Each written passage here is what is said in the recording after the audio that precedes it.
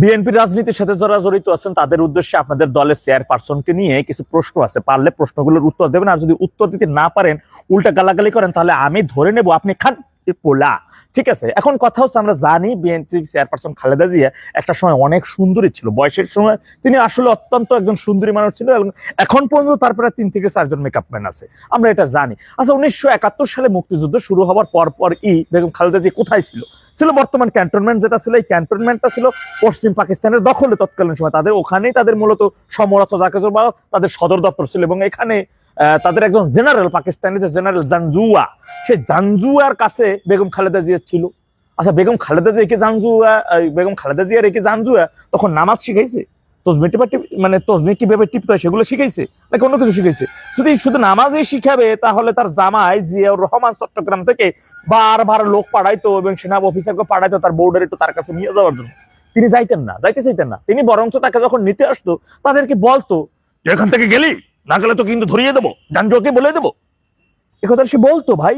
এবং সেই অফিসার কে ছিলেন তার ভিডিও আমি চাইলে আপনাকে দেবো, সে তার স্বীকারোক্তি আছে, সেই ভিডিওতে বলছে হ্যাঁ তিনি জাঞ্জুয়ার কাছে ছিলেন। কেন? জাঞ্জুয়ার সাথে কি ছিল? ওই যে আপনাকে বাপ কি যেন ওর নাম, পিনাকি তো বলছে ইটিশ পিটিশ ছিল। হ্যাঁ, ইটিশ পিটিশ 9 মাস পরবর্তী স্বাধীনতার পরবর্তী সময় কিন্তু জিয়াউর রহমান তার বউ খালেদারে নিতে চায় নাই, সে নিতে চাইই নাই। পরে কিন্তু বঙ্গবন্ধু তাকে বলছিল তুমি তাকে নিতে হবে, কারণ যত নারী ধর্ষিত হয়েছে সব নারী আমার মেয়ে, খালেদা জিয়া আমার মেয়ে, ওর বাড়ি 32, এখন কি করবা?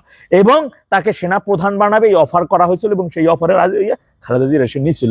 কোকোর চেহারা কখনো দেখছেন ভালো মতো কেউ?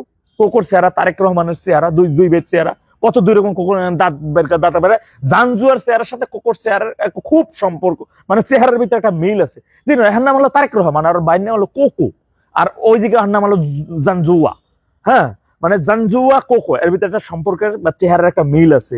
কোকো তারেক রহমান, আর নাম জাঞ্জুয়া, এর নাম কোকো, বুঝছেন?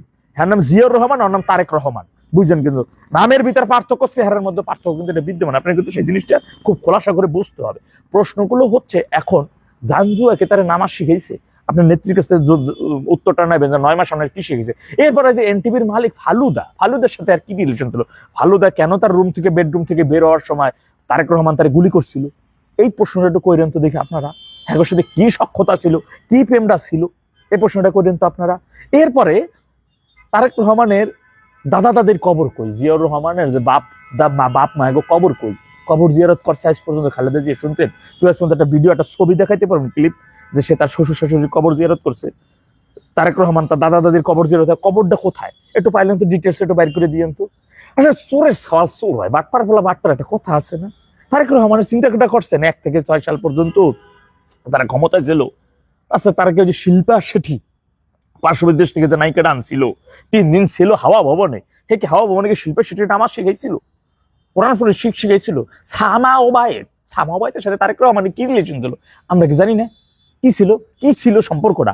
এই প্রশ্নগুলো আপনারা যারা বিএনপির রাজনীতির সাথে আছেন, আপনাকে নেত্রী খালেদা জিয়া বাইচে আছে, হ্যাঁ বলে যে জাঞ্জুয়ার আপনারা নিয়ে অনেক কথা শুনি, আসলে প্রশ্নটা কি আপনি জানবেন, সমস্যা কি? বাস্তববাদী হন ভাই রে ভাই, বিশ্বাস ভালো, অন্ধবিশ্বাস ভালো না। অন্ধবিশ্বাস করবেন এক আল্লাহ, নবীর করিম, কোরআন শরীফ, ধর্মটাকে, এর বাইরে অন্ধবিশ্বাস করার মতো কোনো ব্যর্থ নেই। আর কোনো কিছুকে আপনি অন্ধবিশ্বাস করতে পারে না।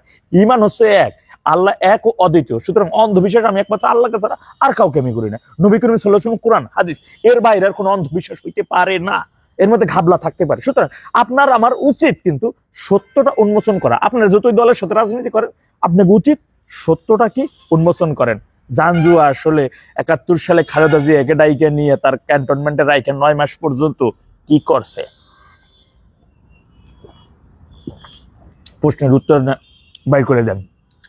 শিল্পে সেটি হাওয়া বাবা নেয় না, তারেক রহমান 3 দিন পর্যন্ত কি করছে? প্রশ্নের উত্তর